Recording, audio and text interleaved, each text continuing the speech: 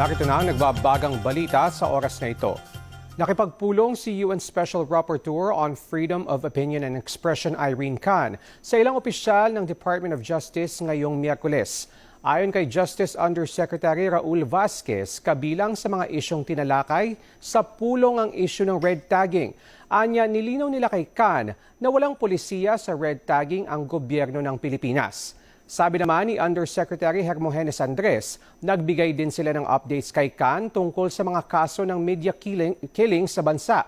Kabilang dito ang pagpatay sa radio broadcaster na si Percy Lapid kung saan may warrant of arrest nang inilabas laban sa umano'y mastermind na si dating Bureau of Corrections Chief Gerald Bantag.